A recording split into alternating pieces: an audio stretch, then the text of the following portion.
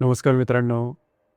आजच्या व्हिडिओमध्ये आपण चर्चा करणार आहोत मिथुन राशीचा पुरुष आणि मेष राशीची स्त्री जर का परस्पर रिलेशनशिपमध्ये असतील म्हणजे प्रेमामध्ये असतील तर त्यांचं जे प्रेम आहे, त्यांची जी रिलेशनशिप आहे, हे कशा प्रकारे पुढे जाईल, दोघांचं संपूर्ण व्यक्तिमत्व कसं असतं, राहणीमान, बोलणं, जगाकडे बघण्याचा दृष्टिकोन आणि रिलेशनशिपमध्ये त्यांच्या नेमक्या एक्सपेक्टेशन कशा प्रकारच्या असतात, त्या कशा समजून घ्यायला हव्यात, एकंदरीत त्यांचं व्यक्तिमत्व कशा प्रकारचं असतं, जर का प्रेमामध्ये ब्रेकअपपर्यंत गोष्ट पोहोचली तर नेमकं काय करायला हवं, या सर्व संदर्भातली खुलासावर चर्चा आपण या व्हिडिओमध्ये करणार आहोत. खरं तर या ज्या दोन राशी आहेत, या दोन राशींचे संपूर्ण जे व्यक्तिमत्व आहे परस्पर भिन्न आहे. आशा, अपेक्षा, बोलण्यापासून जगाकडे बघण्याचा दृष्टिकोन तरीसुद्धा त्या रिलेशनशिपमध्ये येतात.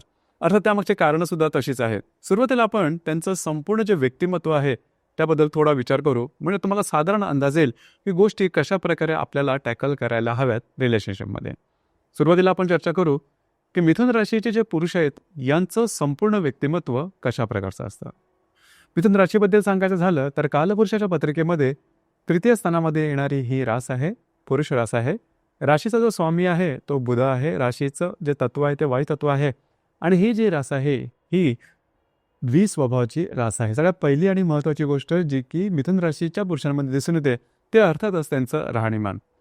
बदल हा मिथुन राशीचा गाभा आहे आणि हा जो बदल आहे, हा बदल त्यांच्या सगळ्या व्यक्तिमत्वामध्ये दिसून येतो. राहणीमानामध्ये, त्यांच्या बोलण्यामध्ये, जीवनाच्या प्रती काय ज्या निष्ठा असतात त्याच्यामध्ये सुद्धा, आणि जीवनाकडे बघण्याचा दृष्टिकोन याच्यामध्ये सुद्धा. तर राहणीमानाबद्दल सांगायचं झालं तर एकच एक प्रकारची फॅशन किंवा एकच एक प्रकारचे त्यांचं जीवनमान तुम्हाला दिसणार नाही, बदलत असतं. आधुनिक काळाशी जुळवून घेणारी ही रास आहे. आधुनिक फॅशन त्यांना आवडते. फॅशन कशा प्रकारे कॅरी करायचं हे सुद्धा त्यांना जमतं. अर्थात सोबर फॅशन करणं पसंत करतं. आता याच्या जोडीलाच त्यांचं वागणं, बोलणं हे सुद्धा अगदी लोभसवाणं असतं. वाणीबद्दल सांगायचं झालं तर दिलखुलास बोलणारे असतात. जे काही त्यांच्या हृदयात असतं, त्यांच्या ओठावरती असतं. मात्र जगाकडे बघण्याचा दृष्टिकोन हा बराचसा पॉझिटिव्ह असतो, सकारात्मक असतो. आणि त्यामुळेच त्यांच्या वाणीतून किंवा त्यांच्या शब्दातून तिखटपणा सहसा कधी दिसणार नाही. आपल्या वाणीतून किंवा आपल्या बोलण्यातून समोरचा दुखावला जाणार नाही याची संपूर्ण काळजी हे मिथुन राशीचे पुरुष घेत असतात. आणि त्यामुळेच होतं काय की त्यांची वाणी, त्यांचं राहणीमान हे अतिशय चांगलं असल्यामुळे त्याची एकंदरीत त्यांची जी प्रतिमा असते समाजामध्ये ती अतिशय चांगली असते, हवे असे वाटणारे असतात. याचबरोबर दुसऱ्याला दुखावत नाही, नेहमी हसून बोलणारे असतात. यांचं ग्रास्पिंग खूप चांगलं असतं. आकलनशक्ती, ग्रहणशक्ती खूप चांगल्या प्रकारचे असतात. चिकित्सक असतात, चौकस असतात. लहानपणापासूनच त्यांच्याकडे प्रश्न बरेच असतात. त्यामुळे जवळजवळ प्रत्येक क्षेत्राबद्दलची माहिती यांना असते.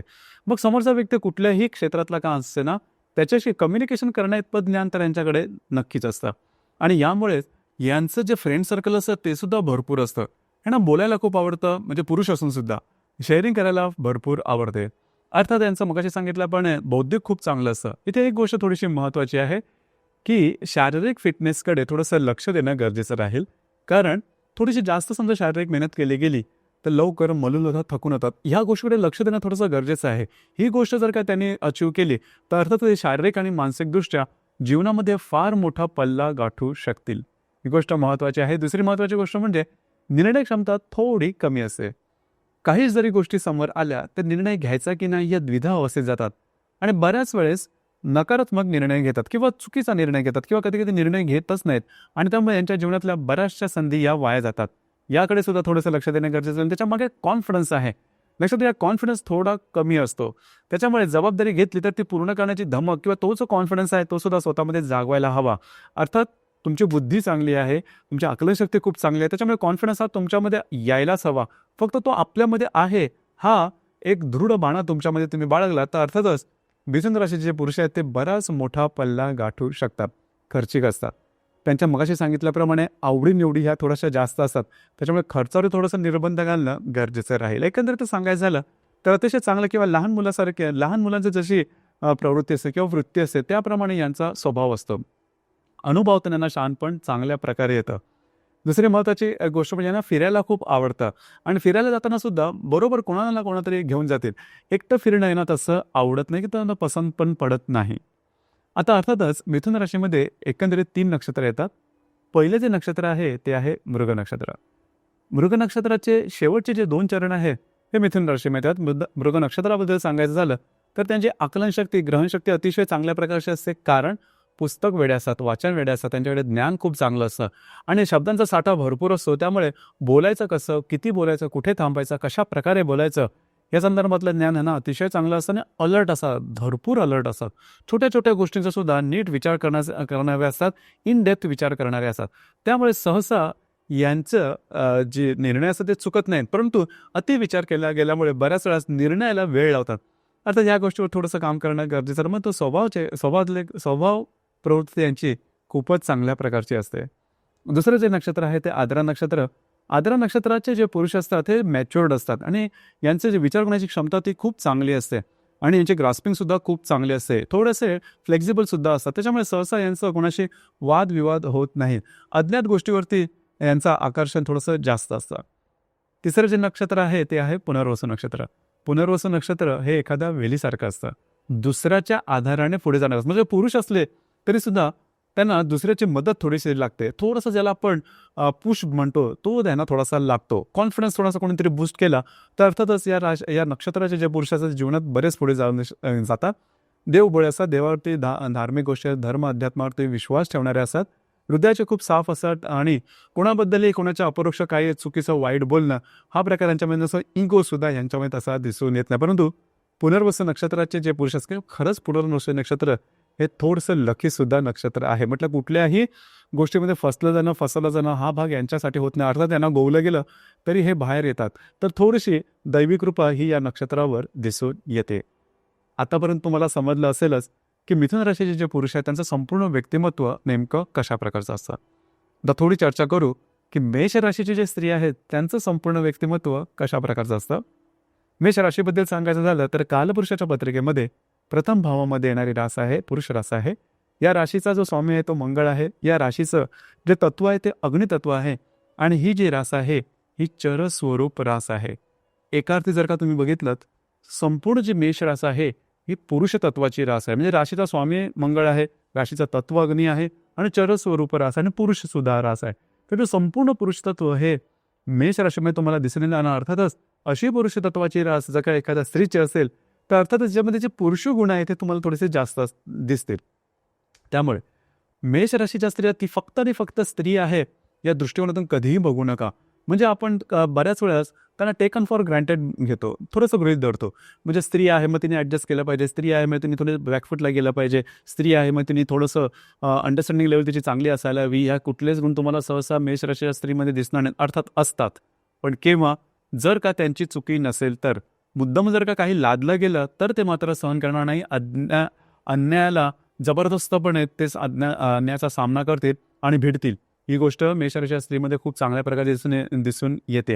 अर्थात त्यांचं राहणीमान जरी तुम्ही बघितलं हे राहणीमान सुद्धा थोडंसं बिंदास्त असतं, थोडंसं बेफाम असतं.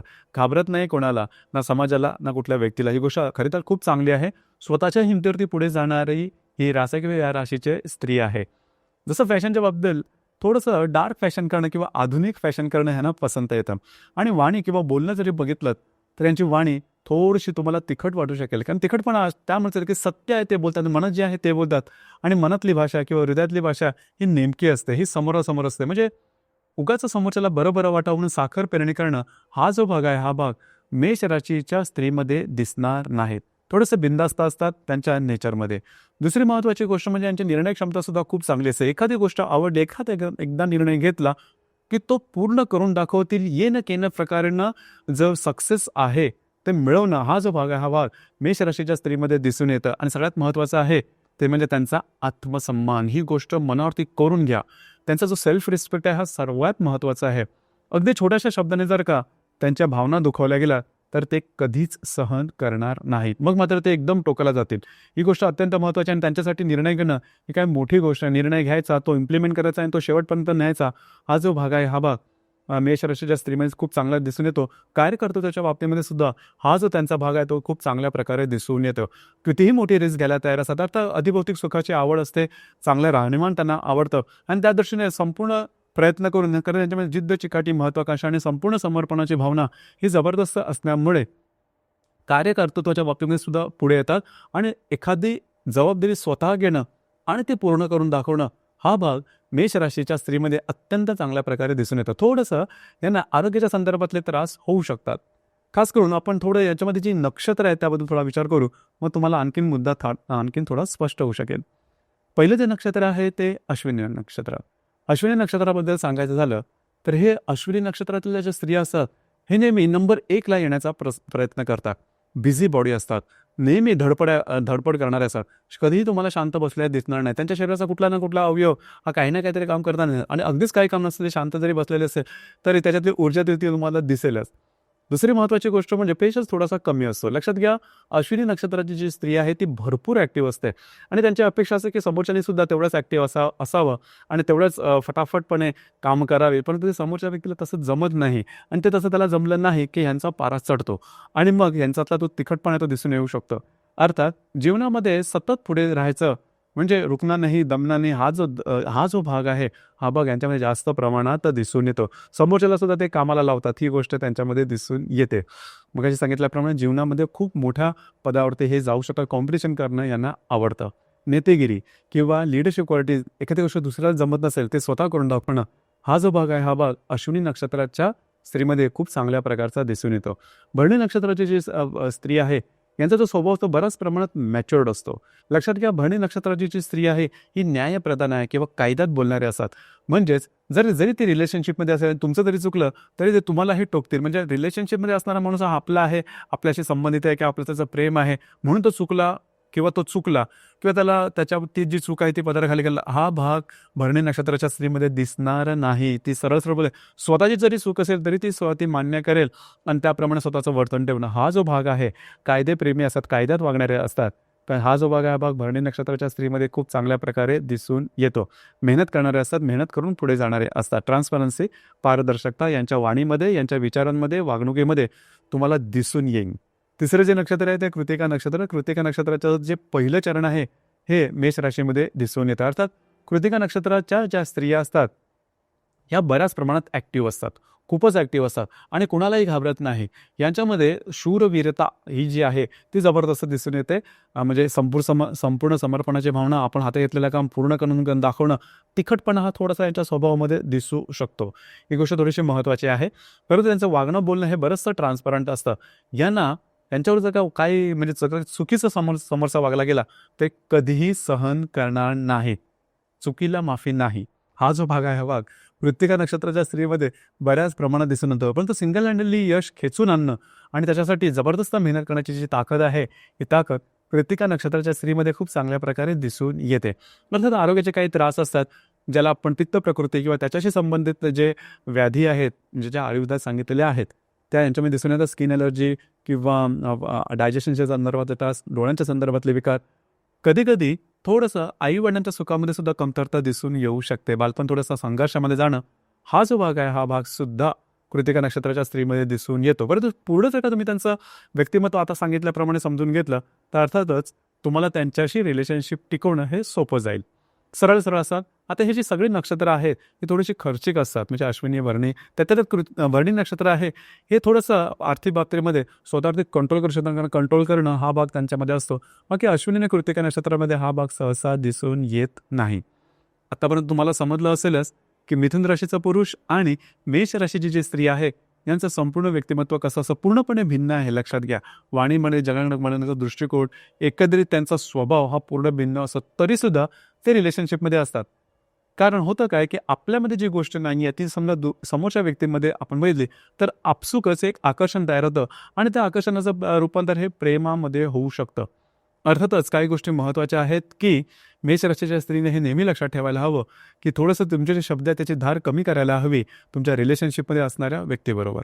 आणि मिथुन राशीच्या पुरुषाने हे नेहमी लक्षात ठेवायला हवं की मेष राशीच्या स्त्रीला सगळ्यात महत्त्वाचा आहे तो म्हणजे तिचा सेल्फ रिस्पेक्ट. तुमच्या साध्या सुद्धा शब्दांनी तिचा सेल्फ रिस्पेक्ट दुखावला जाणार नाही, याकडे थोडंसं लक्ष देणं गरजेचं राहील. तिसरी महत्त्वाची गोष्ट म्हणजे जी मेष राशी जी स्त्री आहे ही थोडीशी कमिटमेंट मागते आणि कमिटमेंट किंवा निर्णयक्षमता ही थोडी मिथुन राशीच्या पुरुषामध्ये थोडी कमी असते. याचा अर्थ अजिबात नाही की त्यांचं डेडिकेशन कमी असतं किंवा रिलेशनशिपच्या बाबतीमध्ये काही प्रॉब्लेम येऊ शकतो, तसं मात्र नाही. पण त्यांचा तसा स्वभावच असतो. तर थोडंच त्याकडे लक्ष देणं गरजेचं आहे. दोन्ही रिलेशनशिपमध्ये इनिशिएटिव्ह, पुढाकार हा जो आहे हा नेहमीच मेष राशीच्या स्त्रीकडून घेतला जातो. तर साधारणतः हे छोटे-मोठे मुद्दे आहेत. त्याच्यावर जर का तुम्ही कंट्रोल केलं किंवा ॲडजस्टमेंट केलीत, खास करून मेष राशीच्या स्त्रीने, तर तुमचं जे रिलेशनशिप आहे, हे रिलेशनशिप अगदी सहजपणे पुढे जाईल. त्यामध्ये मोठे काय प्रॉब्लेम, कॉम्प्लिकेशन येणार नाहीत. अर्थात काही मोठे प्रॉब्लेम, कॉम्प्लिकेशन आलेच तर त्याकरता तुमची कुंडली ती संपूर्ण पाहणं थोडंसं गरजेचं ठरतं. कारण आत्तापर्यंत आपण जी काही चर्चा केली ती फक्त आणि फक्त राशीवर केली. प्रत्येक कुंडलीमध्ये म्हणजे चंद्र राशी व्यतिरिक्त, म्हणजे चंद्राव्यतिरिक्त बाकी 11 ग्रहसुद्धा असतात. ते वेगवेगळ्या राशी नक्षत्रात असतात आणि त्याचे प्रभाव परिणामसुद्धा वेगवेगळे होऊ शकतात. तर या संदर्भात काळजी घेणं गरजेचं आहे. तुमची पत्रिका पाहून जे काय प्रॉब्लेम, कॉम्प्लिकेशन आहे त्याबद्दलचं मार्गदर्शन करता येऊ शकेल.